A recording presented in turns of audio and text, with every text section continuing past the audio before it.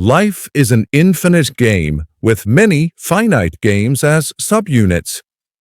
The journey of life is filled with twists and turns, happiness, joy, and a whole range of ups and downs. But most importantly, life is a journey with several events and experiences. Most of these are competitions where winners and losers are declared, but some are not meant to be a competition. Those are a continuity, an infinite game. For example, the competition between students in class is a finite game. While in school, you could come first or last in a course, but your career is not a finite game because you're not competing with anyone. In infinite games, you can only be ahead or behind, not first or last. In 1986, Professor James P. Carse wrote a book titled Finite and Infinite Games, A Vision of Life as Play and Possibility, where he introduced the concept of finite and infinite games. That little treatise set the motion for Simon Sinek's further study on the subject. This tidbit was born out of his numerous studies on the game of life. In this summary, you'll learn to differentiate between finite and infinite games. This will absolutely help you in your personal and professional life.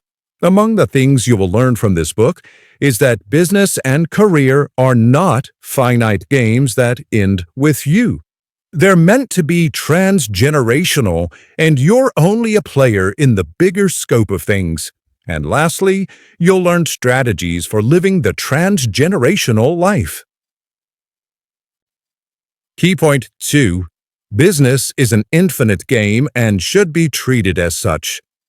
Finite games consist of a particular number of well-known players who play by clearly defined rules. Such games have a definite beginning, middle, and end. A finite game ends when certain laid-out conditions have been met by one party. That group or individual is declared the winner, while the other is named the loser. A good example of a finite game is football. There are 11 players per team, and players are penalized if they violate the rules of the game. The game runs for a defined time, usually 90 minutes, after which the winner and the loser are declared. But infinite games are quite the opposite. They consist of known and unknown players. The game doesn't end at a particular time. Players only come and go. Plus, there aren't any particularly specified rules of engagement. There exist broad rules to guide the game, but players could go against these rules and still escape being penalized. This can't happen in a finite game. Business is a good example of an infinite game. When business leaders begin to imbibe the competition mindset, they shift focus from satisfying customers to winning the market share, irrespective of what their customers think about their products or services. But leaders with infinite mindsets approach things differently, and they have better results. An infinite leader isn't concerned so much about the public image of their business. They are concerned with the welfare of their employees and consumers. Successful business organizations have always been those who selflessly play the infinite game. One major advantage of approaching business as an infinite game is that it prepares you to handle the shocks and surprises that can't be avoided in the business world. To succeed with an infinite mindset, follow these 5 essential practices. Fight for a fair cause. Create reliable teams. Analyze your strong competitors. Be ready for change. And show leadership with bravery. In the following key points, we will explore each of these 5 essential practices, 1 key point per practice. Let's roll. Key point 3. Infinite leaders are those who advance a just cause. It is challenging to get people to accomplish a particular goal if there isn't any promised reward. Even with a good reward system, there's no guarantee that people will pour out their lives in working for an organization. But the narrative changes when there's a future state, a just cause worth pursuing. An organization with a just cause will always get commitment from its members. It's human nature to want to be part of something bigger than ourselves. This is why military personnel are committed to serving their nations, for example. It's also why people committed to religion sacrifice their lives for their convictions. Similarly, an infinite leader must be driven by a deep conviction, a just cause that's inspiring enough to deserve his commitment and that of others. Sinek defines a just cause as a future vision that motivates people to sacrifice for its advancement. Just causes are so big that selflessness is required to fulfill them. Also, no one can achieve a just cause all by themselves. An organization with an infinite leader driven by the right cause is a dream for many. People in such organizations may not be highly paid, but they will love their jobs and always be ready to sacrifice time and resources to advance the vision of their organization. Do you have an inspiring just cause? Is it futuristic and devoid of selfishness? If you don't, then take the first step in becoming an infinite leader.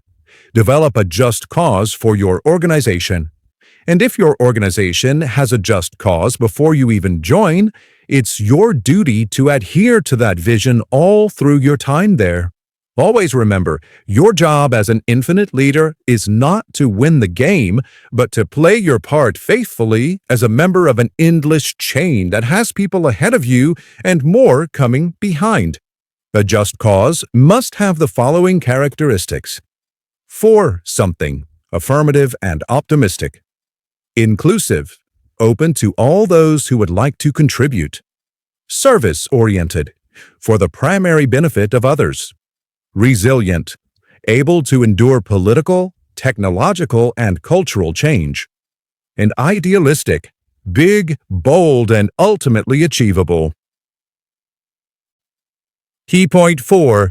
Building trusting teams to boost performance.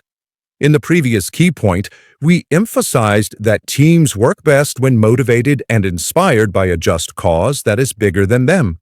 While you need a great vision to get folks inspired enough to work in your organization, you also need to do something entirely different to boost their performance level. You must get through to their emotions. Human beings are emotional creatures. No amount of professionalism can rule that out. If you want people to willingly do things in your favor, you have to appeal to their emotions. When working with a group of professional adults, it's best to create an environment of trust and vulnerability. You have to make everyone on the team realize that no one will judge them for being vulnerable. If your team can't freely express their weaknesses and be confident of your support or the support of the other team members, then you don't have a high-performing team. If you want to create a culture of trust and performance where there is none, then cultivate the habit of listening to your team members. Simon Sinek told the story of Chief Jack Cawley, who turned his police department around in just a few months of his posting because he understood how to build trusting teams.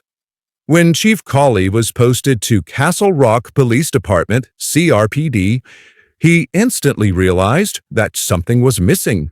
There was a competition culture among the officers, and they didn't seem to trust each other at all. To change this, Chief Cawley set aside blocks of time for one-on-one listening sessions with each sworn officer and staff member of the department. After a series of listening sessions, he realized a common need. The staff all wanted their past leaders to fence the station. They had actually appealed for it, but were turned down because the authorities thought there were better things to spend money on. In a few short weeks, Chief Cawley had the fence erected. That was the beginning of a culture change in the department. His regular listening sessions brought him closer to the staff, making them realize, psychologically, that he believed in and cared for them. You, too, can practice the same thing. It won't cost you much to listen attentively to your team members, but the results of that will blow your mind. Key point 5. Don't fight your rivals. Learn from them and grow. Competition is inevitable. You'll always have someone doing something better than you. Now, there are two ways to react when you discover that someone. You could become finite in your thinking and start looking for ways to outplay the other player, or you could be infinite and realize you need the competition to push you more towards self-improvement. You see, the moment you stop seeing other people's success as competition and start thinking of it as a rivalry, something wonderful happens. You'll start getting inspired by the strengths of your rivals, and this will propel you to work on your weaknesses until you become better. The result? You won't necessarily beat the other players because that has stopped being your ultimate objective. Rather, the new strengths you gained will give you an incredible boost in your endeavor.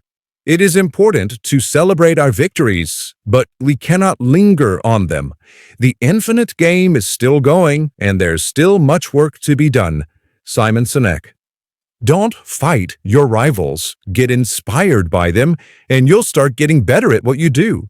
One more point is that rivalry will make you find the why for the things you do. Rivalry is a necessary requirement for success in an infinite game. Start intentionally seeking rivals. You'll find them everywhere depending on your leadership position and career path. When you find them, keep them on your radar so you are constantly motivated and challenged by them. Key points. You've hit a daily streak by completing 3 key points. Great job! 6. Infinite-minded leaders are not afraid of existential flexibility. Before Walt Disney built Disneyland in 1952, he had a flourishing business around what he loved doing best, which was entertaining people through animation videos. Consequently, people thought him mad when he branched out of that business and started selling his assets as well as the share he held in the company. It would have been understandable if the business was failing, but it wasn't. However, Disney wasn't crazy. He only did what every visionary, infinite-thinking leader would do in his shoes.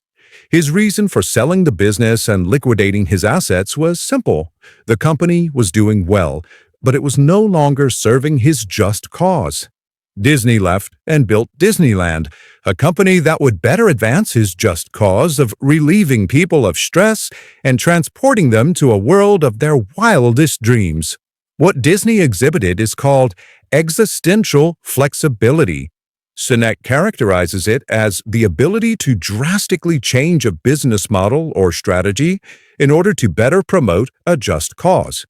For infinite-minded leaders, business is a vehicle for advancing a just cause, not merely a means to gain profits. Don't be afraid to disrupt or restructure your business when it starts going in a direction that obviously won't advance your company's vision.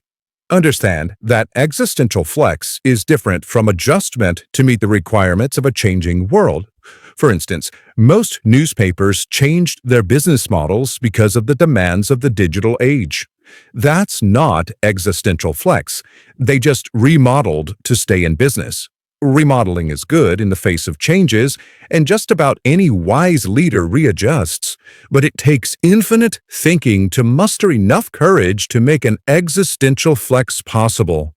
Did you know? Having your phone in sight, even if it's silent and flipped upside down, can still be distracting. To fully focus and be productive, try to keep your phone away from your eye view when working. Conclusion. It takes a lot of courage to make an infinite decision in a world driven by finite thinking.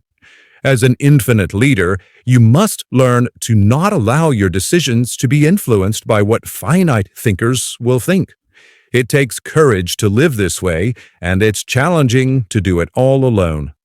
To make things easier, surround yourself with trusting teams that collectively believe in your vision or just cause. You will also need a rivalry to keep you on your toes.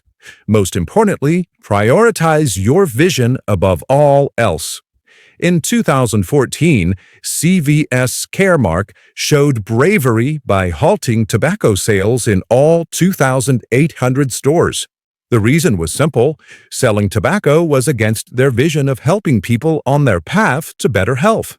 As you would expect, this decision attracted backlash from the public. They lost millions in revenue too, but they stuck to their cause. The decision would only cost them in the short term. They attracted more business partners who believed in their mission, and their revenue more than doubled in just about 18 months of implementing the plan. That's how the infinite game works. You can't see what the future holds, but if you're courageous enough to stick to your just cause, the payment will be huge. Try this. The first step in becoming an infinite leader is advancing a just cause. But you can't advance a vision you don't know. If you're a leader in an organization, determine if there's a vision guiding that organization. How inspiring is it, and how well have you been sticking to it? If you own an organization, don't just have a mental note of why your business exists. Document it so everyone else can see and run with it.